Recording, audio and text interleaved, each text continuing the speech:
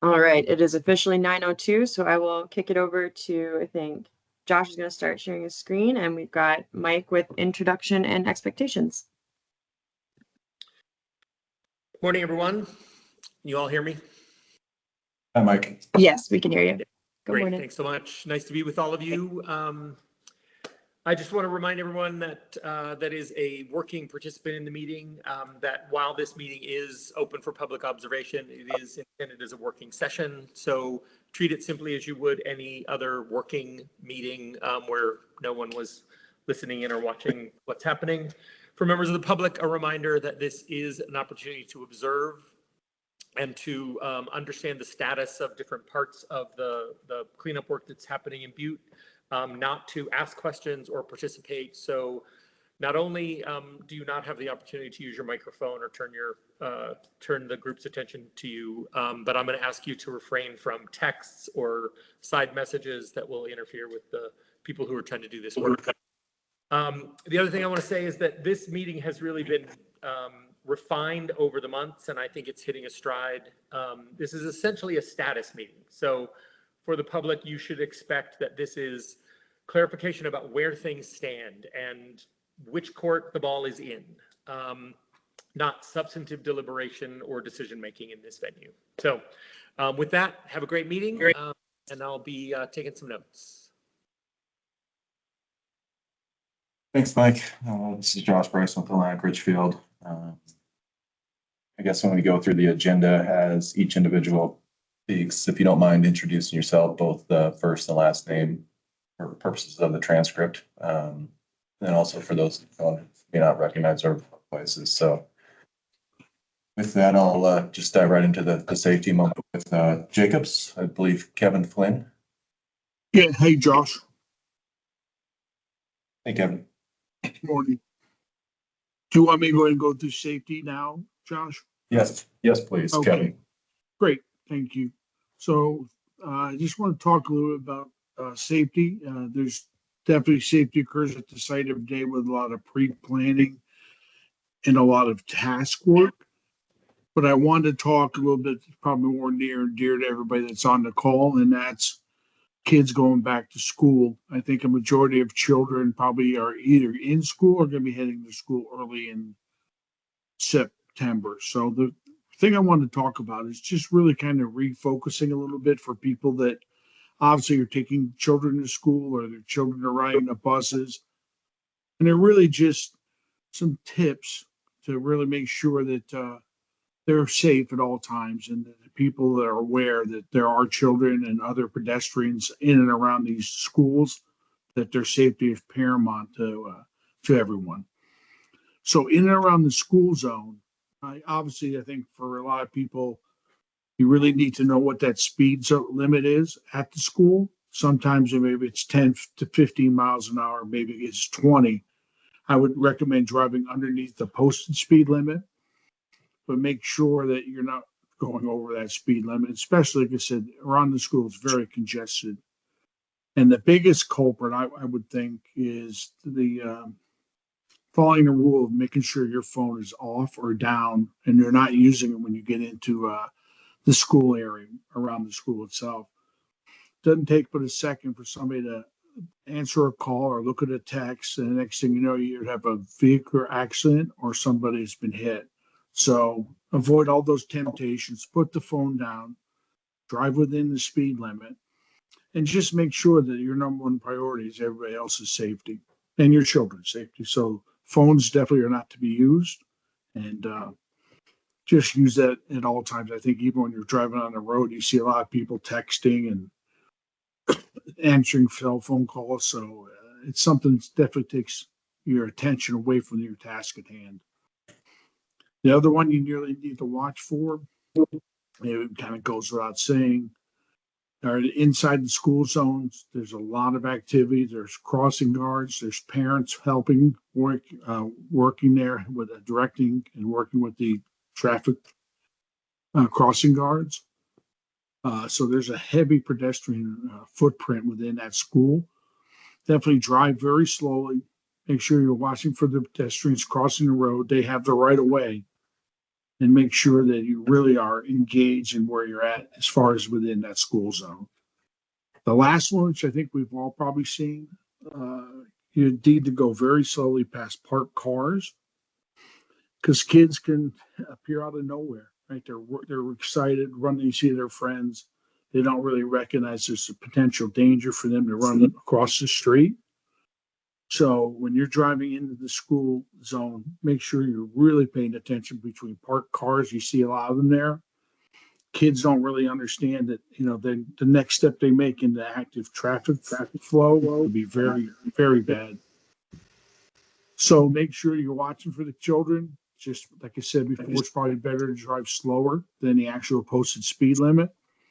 And don't assume that there's nobody coming between those cars. Assume that there is going to have somebody come between the cars and just operate that way. So those are some rules around the school zone. I just have a few more for practice around school buses. So obviously the big thing for school buses, if you're on the road with them, they probably should have right of way. Always try and maintain a safe driving distance. You don't need to be right up on top of the school bus. You see a lot of parents when they're driving are aggressive, still driving, and the school bus is just another vehicle they need to get ahead of, I guess, to get to where they need to get to. Always try and give that school bus driver plenty of room to make or maneuver around the other traffic that's coming his way. The big thing also is watching for the buses that are loading or unloading children. The rule of thumb is you need to give that school bus driver should have a minimum of 10 feet around all four sides of his vehicle. So the recommendation is to be no closer than 10 feet to behind the school bus. And the last one, which you don't see it as much of, but I have seen it before, is when the school bus stopped, make sure that you don't pass them. They're either unloading or unloading children. I don't know. I'd say you try and sit back a minimum of that 10 feet, but never ever pass the school bus when they have the flashing yellow lights on. So these tips are timely. I know that everybody kind of thinks of them, but now you can kind of re-energize and kind of put that to forethought of your driving for around schools, and just to make sure all the children go to school safely and they come home safely. So that's the safety tip for this morning. Thanks, Kevin. Appreciate it. It's a great reminder. Also encourage people to be safe this weekend over Labor Day. Enjoy yourselves, but make good decisions. So I reorganized the agenda a little bit into construction, pre-mob, design, investigation, and I think got there at the bottom. So that helps with the listeners versus just hitting every project and not knowing exactly what phase the work is in. So I'll go back to Kevin and Randy if they're on, and Kevin in each of those following sections, if you could say, what we kind of did the past couple of weeks, what progress we made, and then also point towards upcoming work activities. Okay. So John, may be of interest. Great. Go ahead. Okay, thank you. So the first site we're going to talk about of the three that are scheduled to be talked about today is called Lexington Wetlands.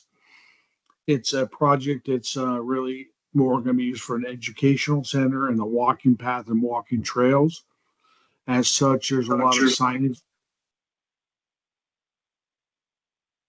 Hello? We got you, Kevin. Okay. Yeah, I keep hearing some background noise. So anyways, this Lexington Wetlands is really going to be more of a public park and educational center. You're going to see a lot of work on going there. This last couple of weeks, we've been working on irrigation systems for all the foliage and trees that are going to be planted. We're also working on putting in a bathroom for people for public use. It's being formed and poured, the floor is, and then we'll have the walls poured. That's been moving along well. I'd say we're quite far along in the actual construction of that Lexington Wetlands. One of the big features we're waiting on is a 400 linear foot boardwalk that goes out into the water, comes back around to the other side of the site for public observation, for walking trail. It should be a very nice addition to that park. And then, like I said, it's a lot of general things. We got a lot of the work done. All the grading has really been done. There's some small of that work being done as far as around the structure of the bathroom. Then you'll start to see a lot of trees being brought into plant. We're trying to make sure our electric is connected so we can run the irrigation systems. So once the irrigation systems are powered and they have water to them, then there'll be planting. And you'll see a lot of trees being brought in. Should look very nice when it's all done. So that's the Lexington site. I'd say the last thing we're looking at, I mentioned the walkway. It's about 400 feet long. I think we're looking for mid-September for that to be delivered to site. And that's really one of the last big features for that site to be installed. So Josh, do you want me to go to Grove Gulch? Yes, please. Okay, thank you. So Grove Gulch is another project we're working on concurrently with Lexington. This is really for water control and management. We've done a lot of preliminary work there, basically to set the site infrastructure up. We built in an access road from the street side, and we also have done some environmental protection things such as soil and erosion control. We've actually put in a dewatering basin so we can dewater the water before it's treated and discharged. The treatment system is being provided, and we'll start to build out next Wednesday. All the equipment and components are going to be Wednesday, the 4th of September. So we're working on that. We're doing some select excavation of some areas that have been identified to be addressed. And then later in the year, we'll be putting in some large concrete structures. Some of this work is very weather dependent, so we're going to work as long as the weather allows us to work. We've got some concrete that needs to be poured for these large water control features. But generally, the job is going good or going well, I guess. And it's just, we've just got to keep working, get ahead of this weather and be done with it before it freezes. So anything else, Josh, on Grove Gulch you want to talk about? No, I think maybe the key thing that might be happening there that awareness that we'll probably begin hauling to be reduction works. Didn't we anticipate this week? Kevin, we'll just stage the material temporarily at Butte reduction works until it can be either work's done on Excelsior or it can go up to the Butte Mine Waste Repository, or we fire up the other system and get the other repository figured out. So there's no access right now. Yeah, the soil, like Josh had mentioned, is in a controlled stockpile. And then once we're ready, we'll start to move that to its final destination. So if you go by the site along, I think it's I-90, or you can see some stockpiled soil in there. And we're also pumping and treating. So we'll be treating some more. We're pumping water right now, as I had said. Okay. Thanks, Kevin. Yeah. Any questions from the room on Lex or Grove Gulch before we move on to pre-mob? Okay. Well, Kevin, you're doing a good job. Let's get an update on Casey Street. Yeah, yep. All right. Thanks, Josh. So the last one Josh had mentioned is the Casey Street waterline replacement project. We're working with Union Pacific Railroad to make sure that we have access agreements in place, and that's really to replace an existing water line. We have a situation where we have sent in our drawings. They've commented on those drawings, and we've resent them back to them for their final approval. We're hoping, and that's really water service to 7. I think there's 7 residents we need to provide water to, and then we'll be running new pipe in and around that area.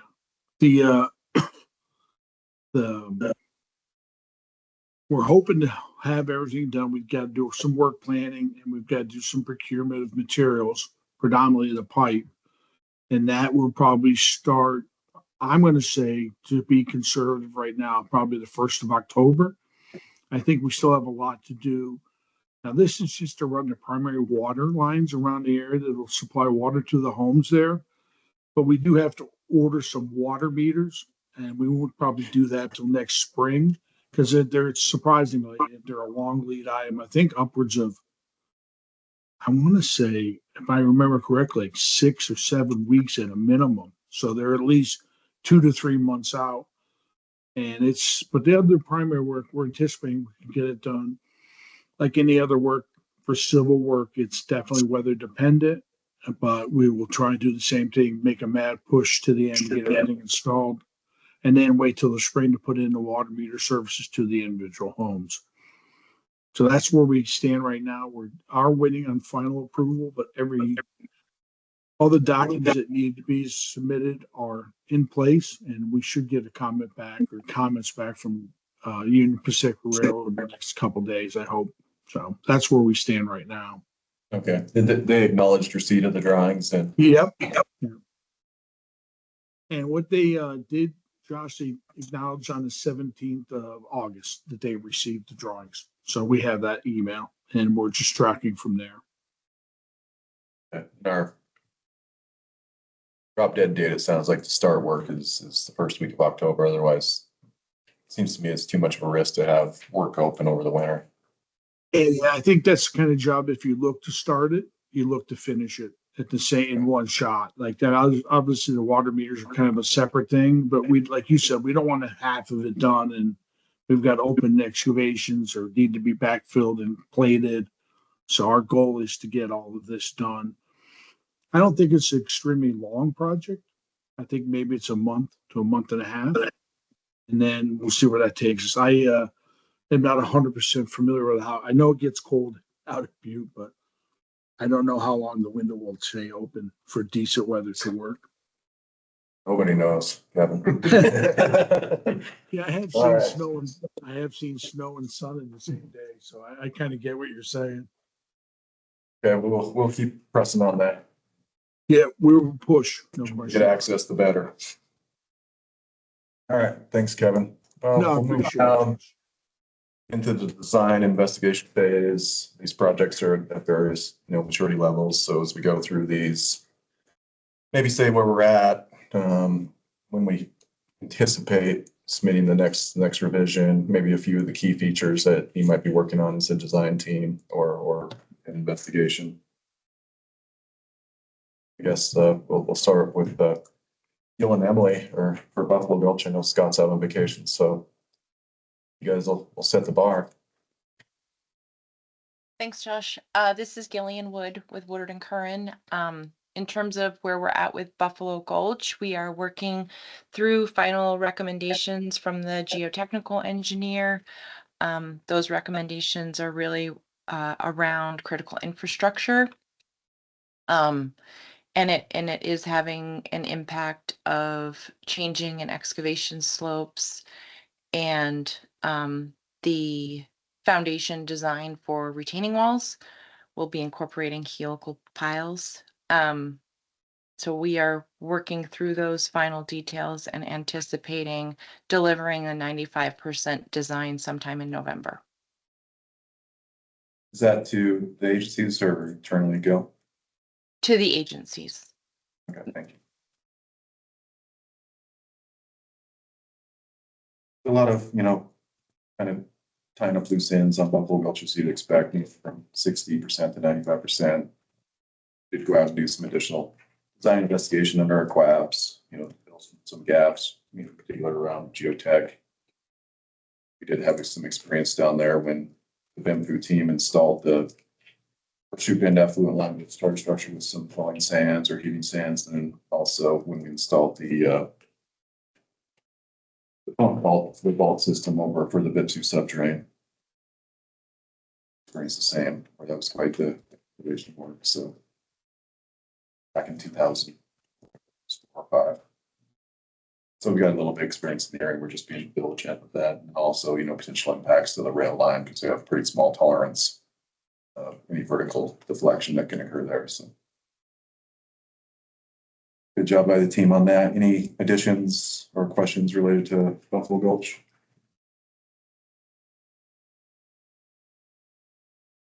All right, for November, the age is 95%. Moving on to Diggins East, I thought Joe was on vacation, but I believe you're on, so either one of you. Diggins East? Yeah, this is Ross Montesmith with Pioneer. Joe's at work elsewhere this morning, but Diggins East is going well. Just as a general update, we're progressing to a 95% level design and incorporating our comments that we received on the 60% design, and coordinating with our subcontractors for INC and the design of the building and landscaping. So everything's progressing well with Diggins East.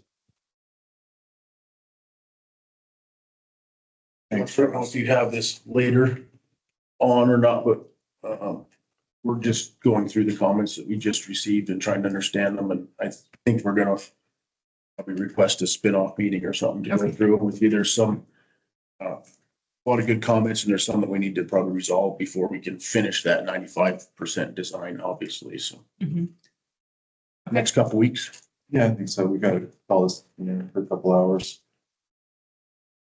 Go through them. Yeah, in a couple weeks, kind of, what was that? Was it Buffalo Gulch we did that? It's Grove Gulch. Yeah. I think it works. I thought it, yes. Yeah. Yeah, so do the spin-off meeting to discuss comments and then make sure we're aligned before we, finalize the scope with our engineering team and then into the next phase. Okay, yeah, I think that sounds good. Anything additional on these? Moving on to the north side, Troy? Hi, everyone. This is Troy Colvin with Pioneer Technical. As far as Northside tailings, we're continuing to progress the 60% design. Working on site grading and civil and hydraulic control elements. The excavation design is pretty well completed, with the exception of the property that we're waiting for access in the northwest corner. So as soon as we get that access, we can get some additional investigation information and then I guess finalize that excavation in that area. Also working with the subcontractors on the end-land use design and pushing for a submittal towards the end of the year. Thanks, Troy. So same as Eighth Street Wireline, that's also UP property and same kind of bucket of requests to them right now. Hopefully Kevin hears back from them on that, and we reduce this as well. And in our side. And if I remember right, that was geotech and a couple of others. Right. Right. Yeah, there's really not that much work to do there, but it's definitely information we need to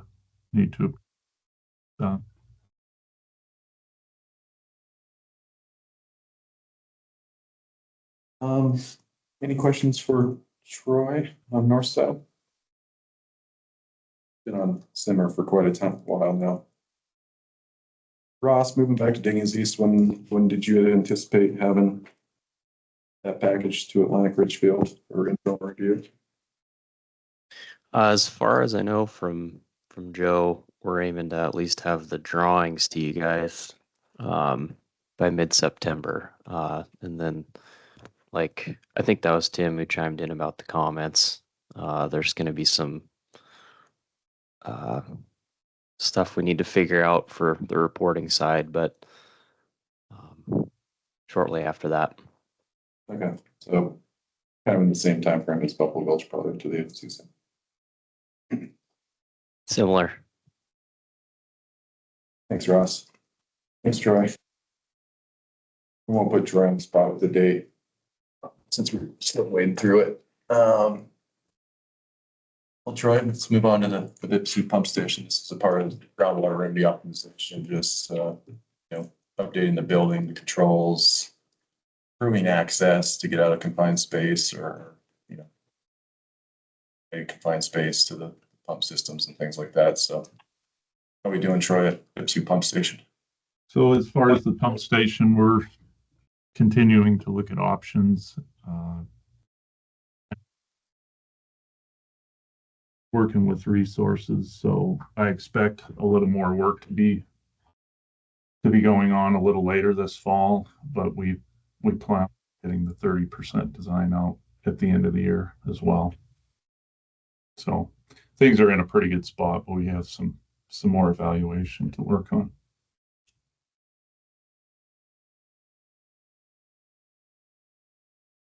Thanks, Troy.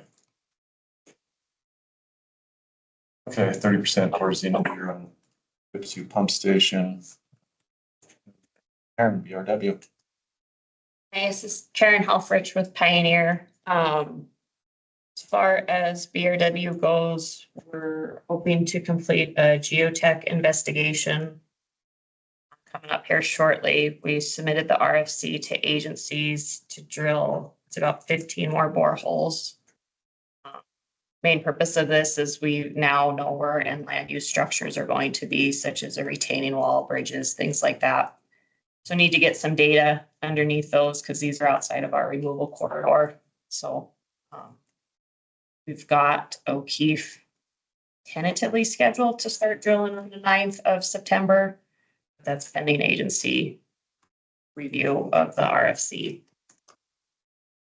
As far as phase 2 demolition goes, so this includes the slag on the eastern side of the site. We call it the slag nose, which is right along Montana Street, the old stack foundation, some furnace infrastructure that's interior to the site, and then the slag wall on the western side of the site.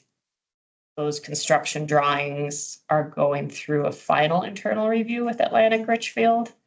And this submittal will also include a encroachment analysis done for the floodplain that will be submitted to Butte Silver Bow to Julia for review.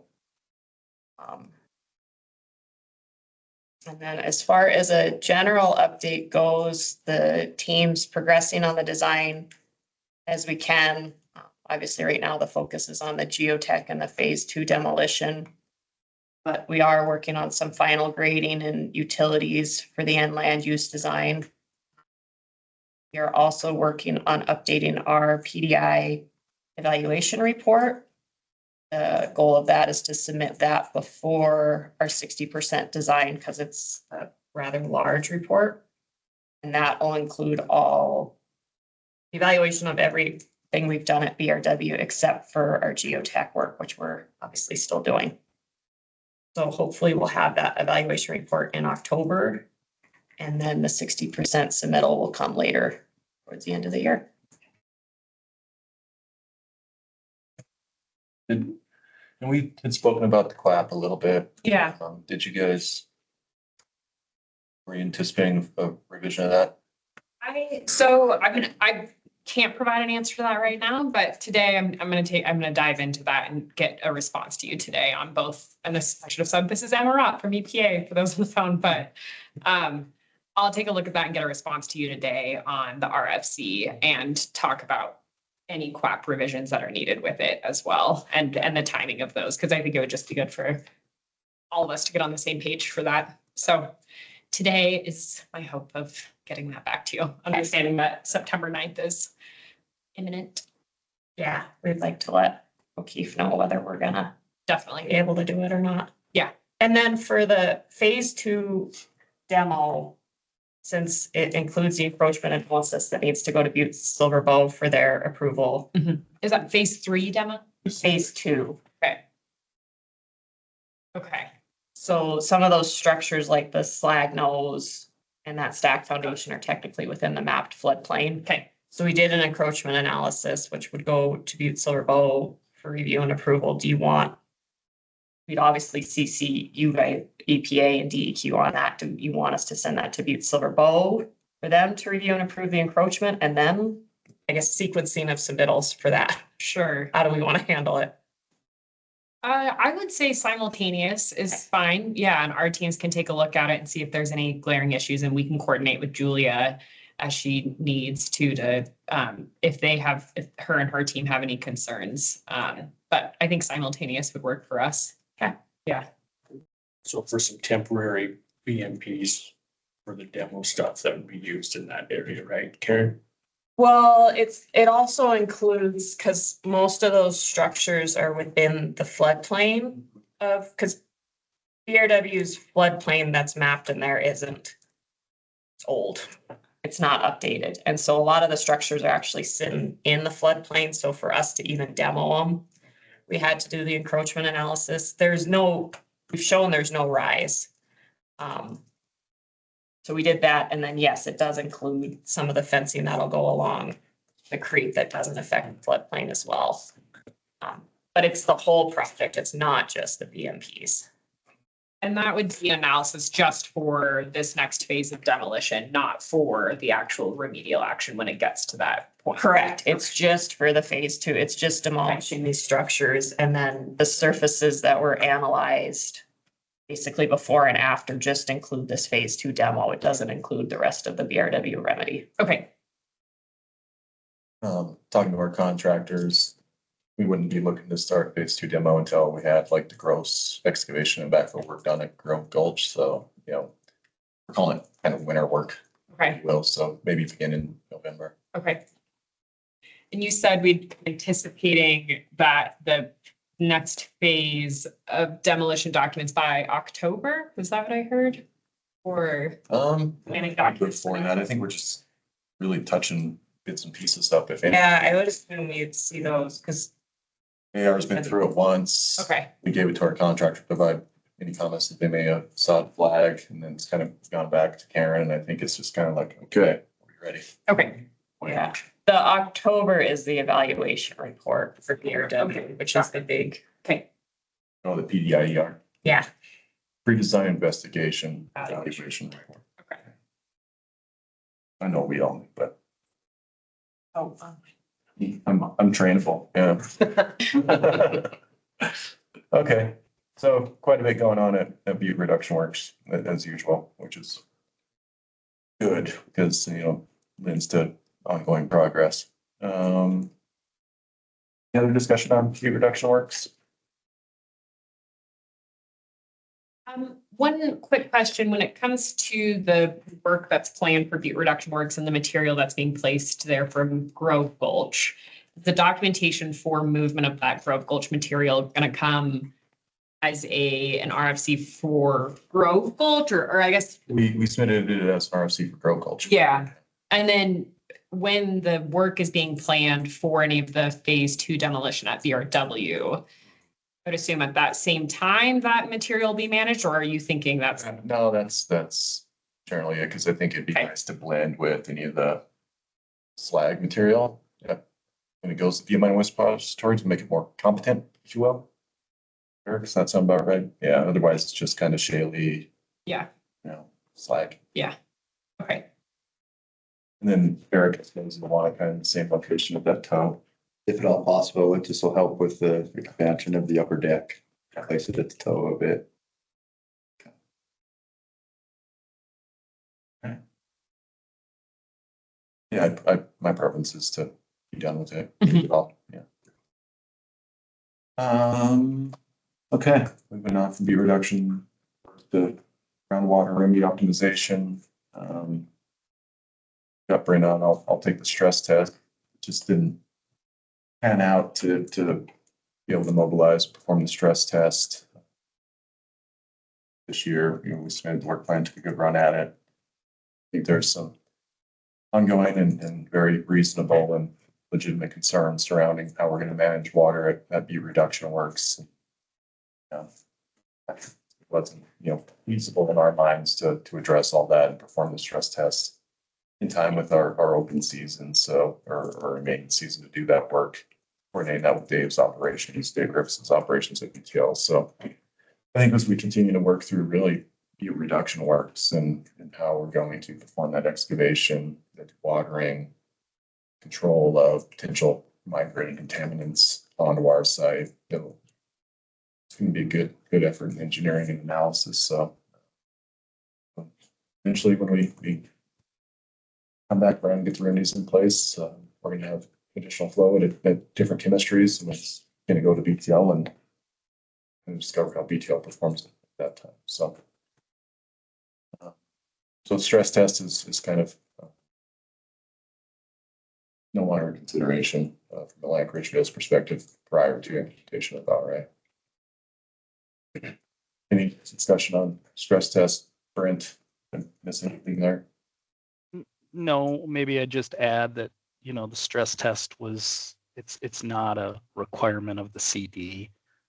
We were really using this to help support, you know, our current ongoing evaluations. So, you know, pushing it further, you know, down the road, I guess we don't anticipate there being too big of a concern there. And, you know, if we can find an opportunity at some point, you know, there might be, you know, reason to dust that off and look at it again.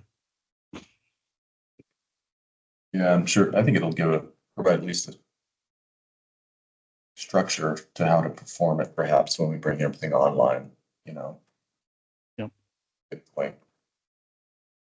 Point of turning the systems on, hydraulic control at Black Tail Creek, the hydraulic control at BRW,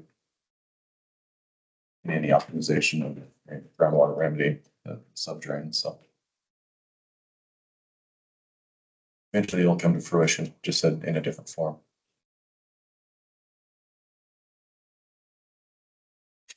I think the other kind of key item we're working on is infiltration evaluation and leak detection.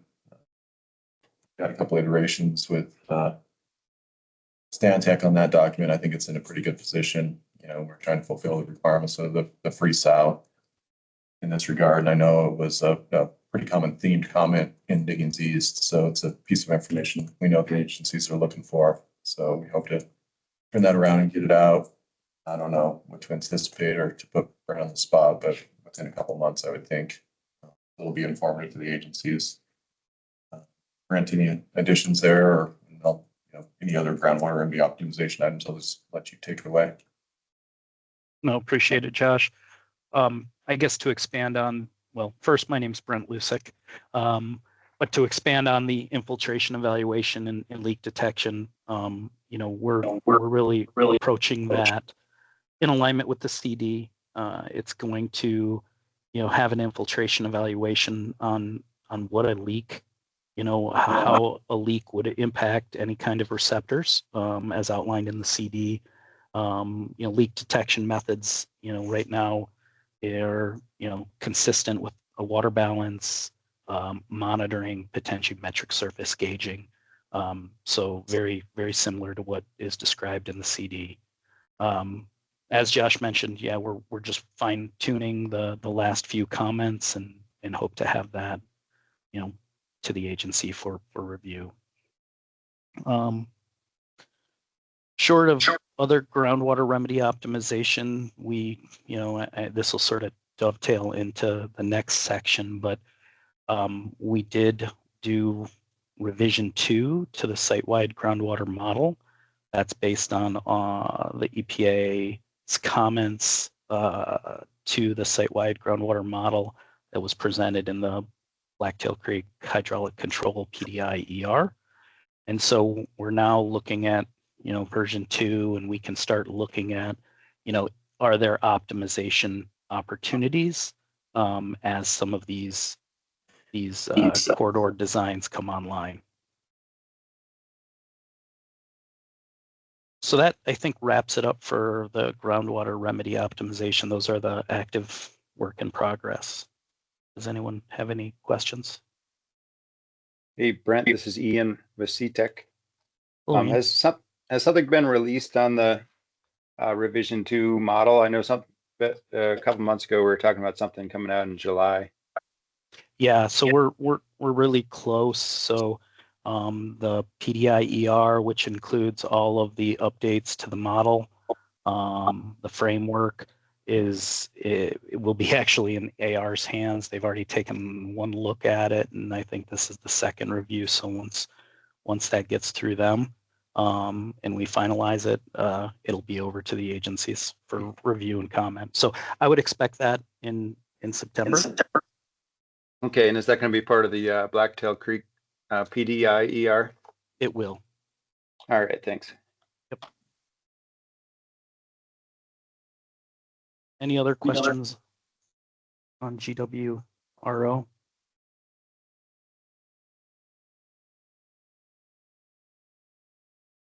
Josh, I'm just gonna go right into Blacktail Creek then. Thank you. So with Blacktail Creek, as indicated, we have finalized our response to comments, integrated all of the EPA's comments, or most of them, into our site-wide groundwater model. I think when people review the framework, they're going to see the effort that was taken to update based on the comments, and I think ultimately it's resulting in a much better model. Talking to our hydro team, they're very happy on how everything calibrated, and they think that it'll be a very effective tool to inform projects as we move forward. So the Blacktail Creek PDI-ER response to comments, we took a little different format, hopefully than, well, not, hopefully you guys like it, but as far as our response to comments, there were a lot of either redundant or similar comments throughout the comment letter. And so we paired that and created a matrix to where we can hopefully respond to several comments with one response. And so we've created a matrix, and hopefully everybody likes the way that's formatted. I think it makes it easier to review and ensure that we've hit or addressed all of everyone's concerns.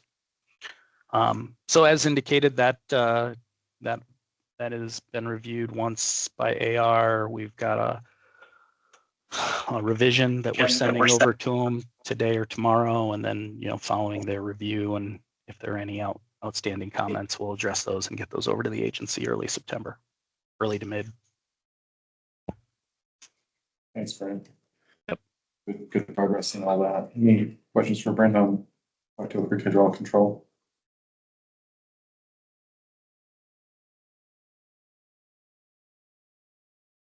Okay. Moving down, same project site. Daryl, any or Logan, any updates on Blacktail Creek riparian actions? Hey, thanks, Josh. This is Logan Dudding, the interim project manager for Blacktail Creek with DEQ. Still not a whole lot from my end. The PDIER is next to go out to EPA review. Still at the moment, HGL, their master contract with DEQ is still being modified. Those conversations have fortunately not included me or my project managers, so it's a little bit above my head at the moment.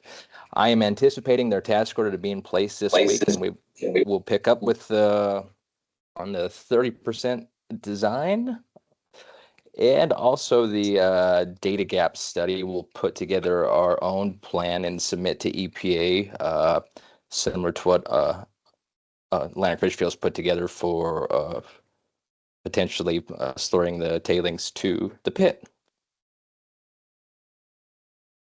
Oh, and in the meantime, I have HGL took a look at the existing data for some borrow sources, and I had a site visit with a landowner and inspecting the area. So once we have a task order in place, hopefully doing some legwork for our borrow for the area as well.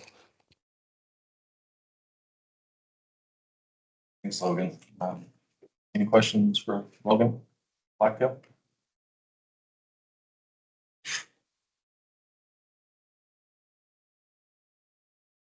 Okay.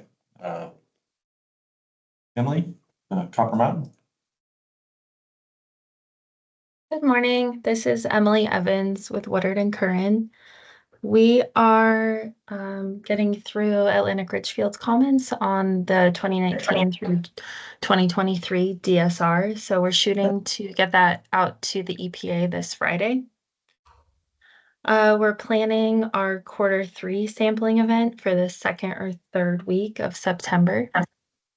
And we're working on our data evaluation and draft updated conceptual site model. We'll be progressing through that this fall and probably into the winter.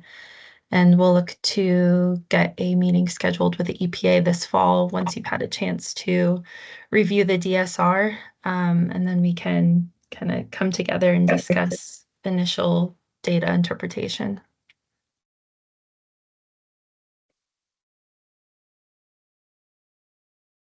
Thanks, Emily. Yeah, so that I can think that's kind of the next step, get the DSR out, see what we think it tells us. We may respond to the simple site model construct. Get a better understanding about the groundwater movements, elevations, things like that.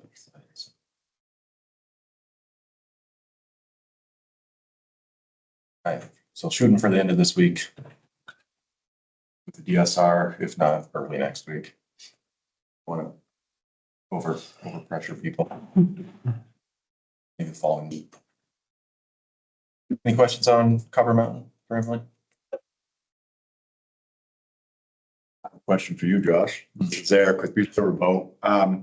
Would it be helpful to utilize the investigation that was done with the closure of the old landfill too, and the well data that was associated with it? Yeah, I provided that report to the design team. Okay. So yeah, I think it'll definitely be informative, you know, to utilize the data for that old landfill closure report, performance report. Okay, I just wasn't sure if it has been provided to Emily's. I think, I don't know, do we need, no, you said you read the report, we need to follow up. Visual call, I think, right? Yes, correct.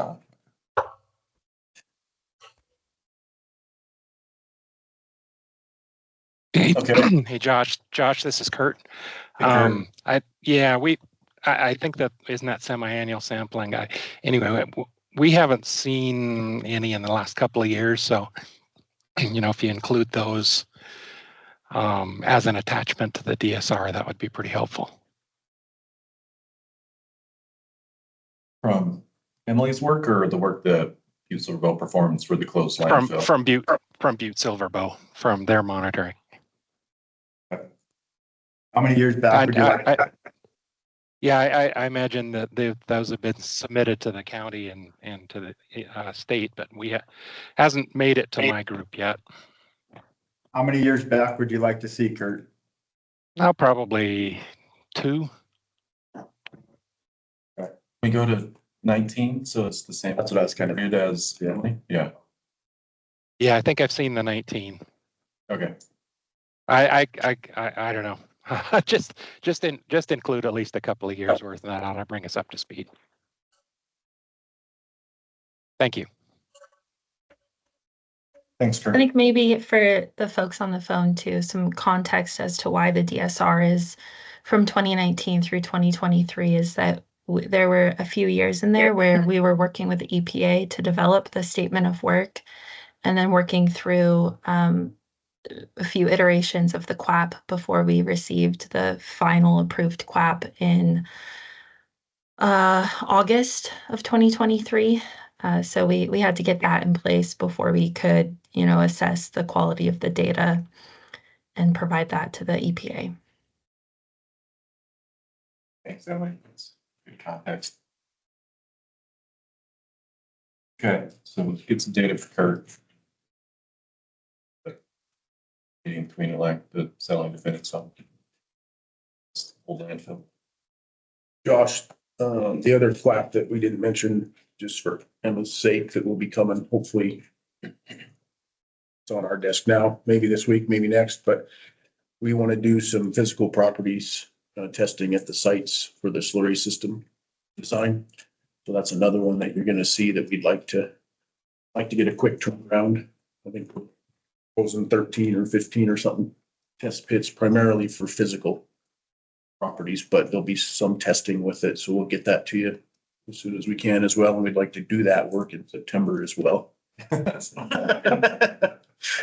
I Sorry, It's not funny. It's an RC. It is, it is. Okay, Yeah. or to the other crop, to the data gap crop, okay. And I think it may be in our inbox. It is. I'm actually reviewing it. That's why I, oh, you mentioned this. Okay, Short RFC, it just, it's a physical. additional, okay, It's pretty straightforward. okay, But, be one more that you get real soon here. gotcha.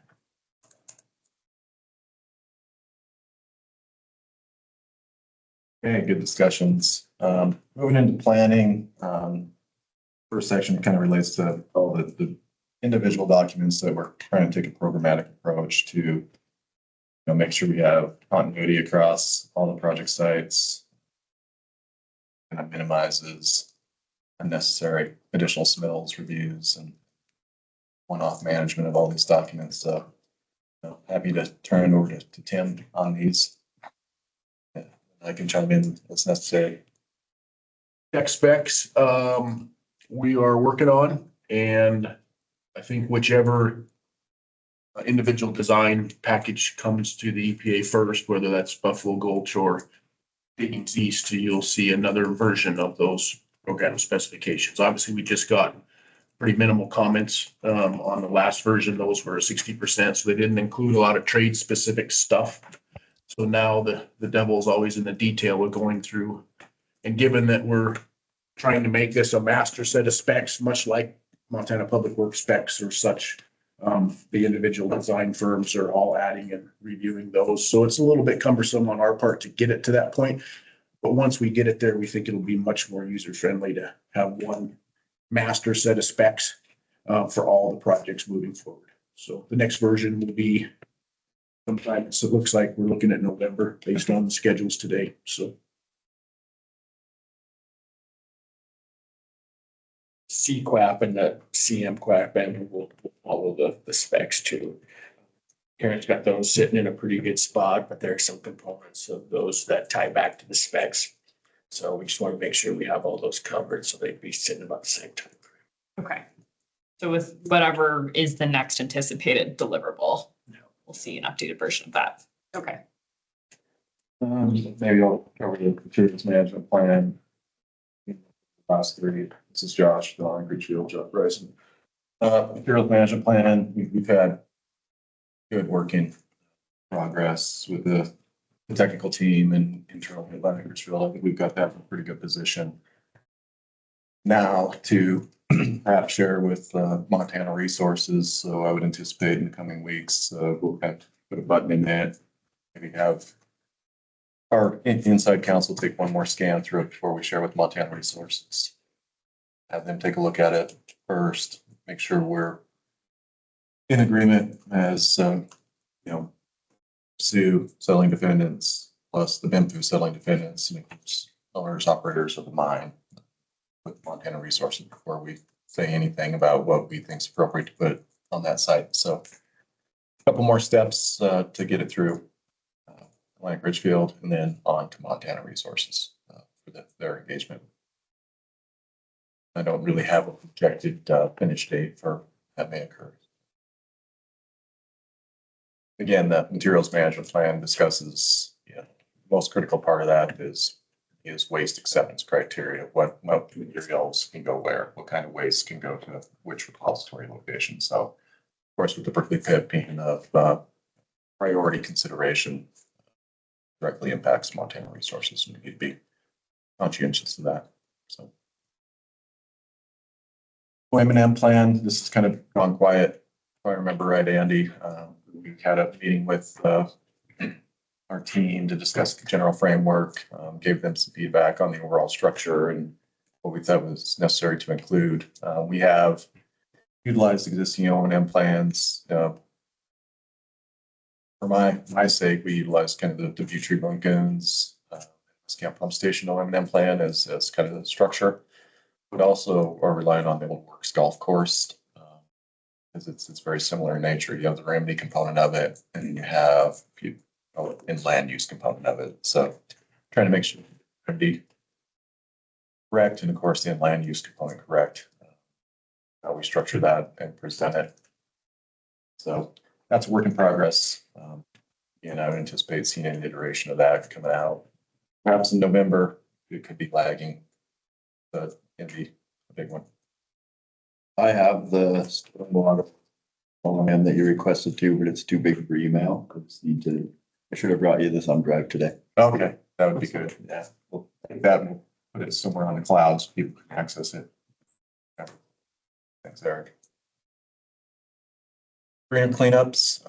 I just got a scrub version of that from Emily in my inbox. I made it through the cover letter, I made it through the response to comments, and I don't know, I made it through the first quarter in Emily of the report. So still open on my desktop.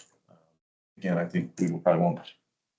Well, maybe we'll take that one as a one-off. We might be able to get that one done and out for November. Sounds like we got a bunch of singles stacking up in September. We got a bunch stacking up in November. So maybe I don't know, just trying to just spread out the workload a little bit, but you know. So we'll keep people apprised that that one will be coming.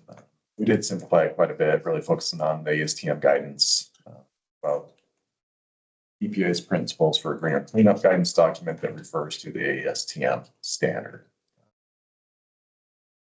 So it's more simple, more streamlined, and really applicable to Remedy. Do we miss any program plans, Tim? I think so. Andy? Any questions on program plans in the audience? Indies?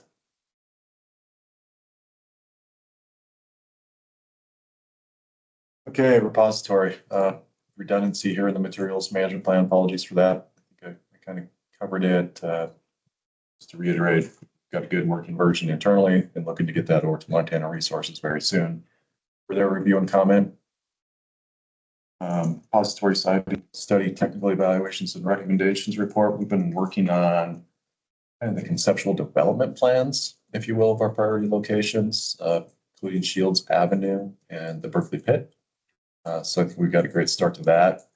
Those will be attachments to that report once we are able to, you know, get it drafted, reconvene with the committee, make sure, you know, everything is consistent with our discussions with that group, and they're still in support of getting the materials up to, let's just call it the mine area for now. So good progress, a lot of steps going into it.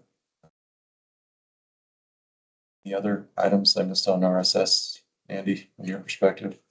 No, I think we're progressing. Those conceptual development plans are in a good spot. And then we're pulling together kind of the overarching recommendations report too. So we're pushing on those both pretty hard. But, you know, we want to kind of time things up to coincide with that materials management plan as well. So we're pushing hard on those and we're doing our best to get those out. Okay. And the additional like physical property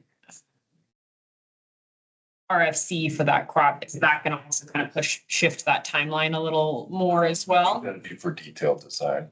Yeah, that's for slurry ability and pump sizing and I don't know, that type of physical designing of the slurry system. So, yeah, strictly.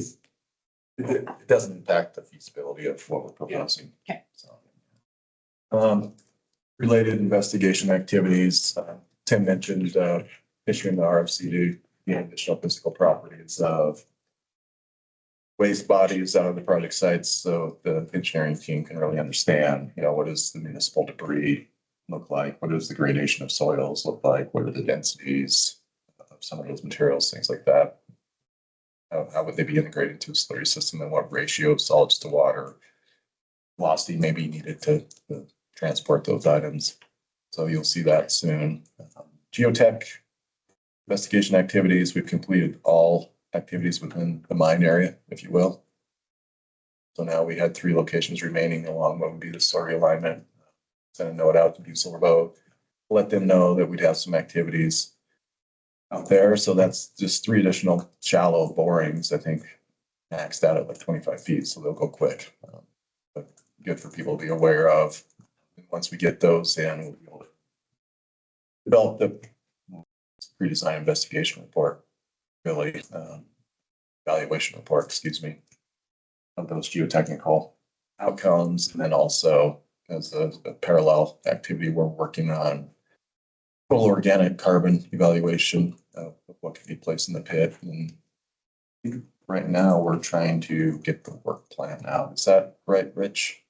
Work plan? Yeah, Rich Keelan. It's essentially a geochem investigation plan, or maybe it would be a work plan, evaluation work plan that'd be coming first. And then it would follow up shortly after that by an evaluation report. Hopefully the work plan kind of gets the report, but obviously we want to get some feedback before we issue the actual evaluation. Okay.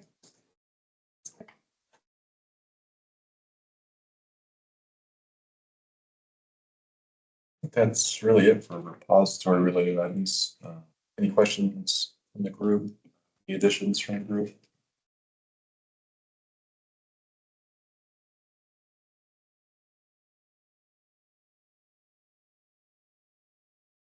Okay. Moving on to, I think I saw Jim or Pat join. Any update on the restoration activities from natural resource damage program?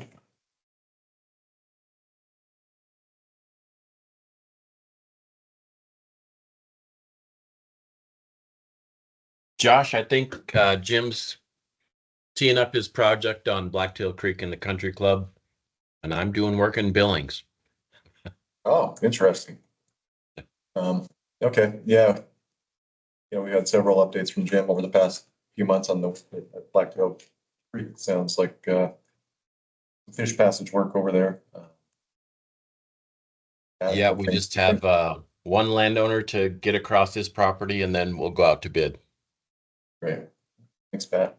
Hope things are going on Billings too.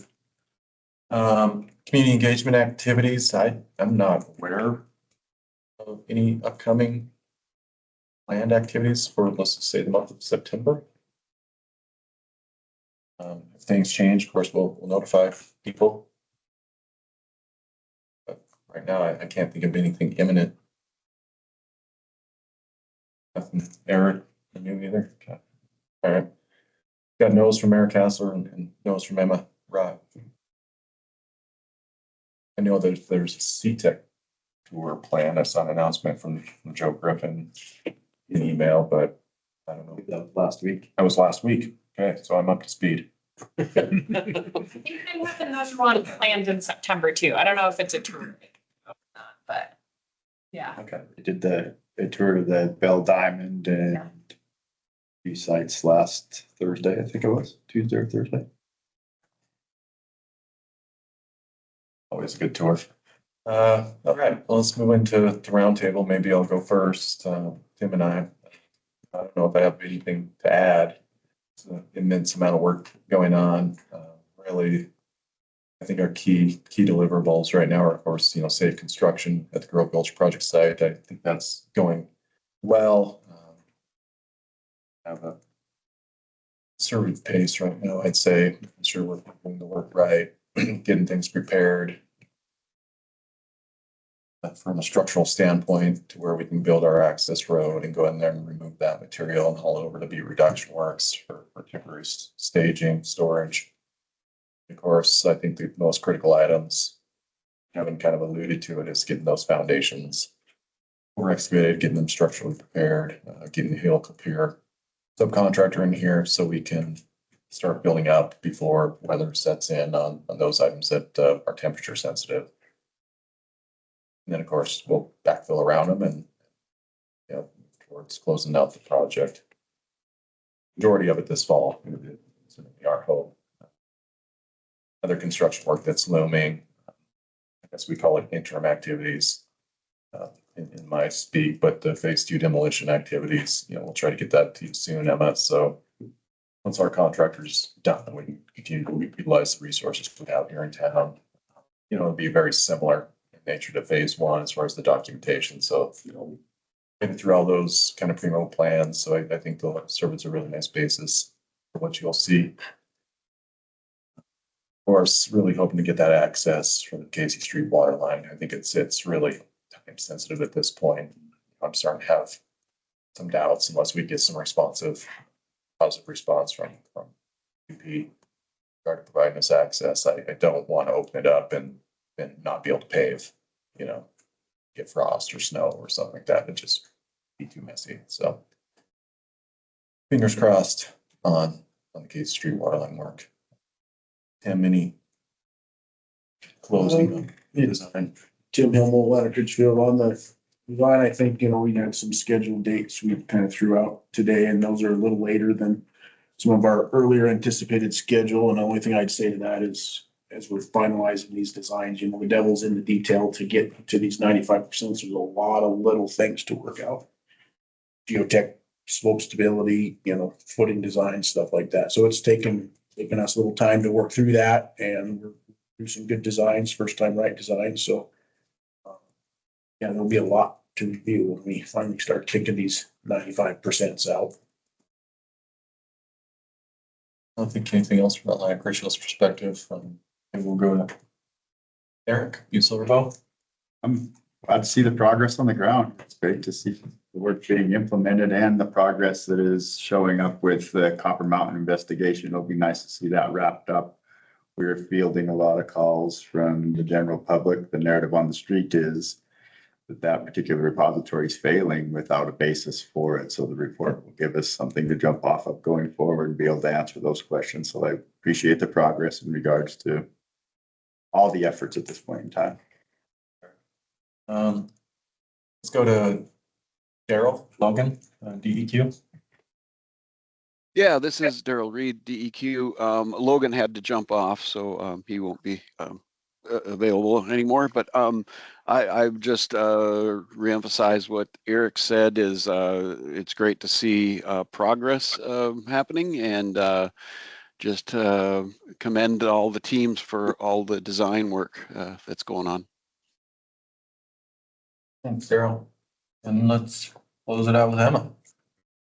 Again, I guess this is Emma Rott from EPA. I think our team's been very appreciative of the work that's been going on at Grove Gulch and of the communication and updates that we've been receiving. I think it's been going well, and we've been seeing good progress on the ground. So thank you to all of the team members who are supporting that. And in terms of Diggins East, I know you guys mentioned having a follow-up conversation. I think that sounds like a really good idea, and we'd love to be part of that and can work through that hopefully efficiently and clarify any of our questions, or maybe you guys can provide clarity on things that we had questions about too. And then I'm going to focus on the RFC for BRW so I can get back to you, Karen, and your team, so progress can be made on the investigations in BRW. And then I think just one other thing I wanted to add, I think in terms of groundwater remedy optimization, Josh, something we had talked about a while ago was having kind of a reset meeting with the team supporting that work. And I think especially with all of these ongoing elements that are going to eventually combine into groundwater remedy optimization, I think it'd be helpful to have that call. We can talk about, although the stress test seems as though it's not going on this year, if there are opportunities for that work to happen, we could talk about what those opportunities may look like and kind of coordinate as a team to look at groundwater remedy optimization as a whole again. So we can follow up and think about when it makes sense to have that conversation. Obviously, there's a lot of ongoing things, but. I remember talking about that, and I'm convinced we had the meeting, but we can do it. We can do it for the first time or the second time. Either way, it sounds like it's be a good refresher for me too. Okay. So I can work with Brent team on that. Yeah. Kind of re-baseline. Yeah. But other than that, no, I think there's a lot of good work going on, and it seems like our communication has been working well. So thanks to everyone doing all of the hard work. Okay. Thank you, Emma. Appreciate it. Thanks, Eric. Thanks, Daryl. Thanks to all the teams. That's all we have today. So appreciate your attendance, and we'll talk again towards the end of September. Take care, everybody. Thanks, Josh. Thank you. Thanks, everyone.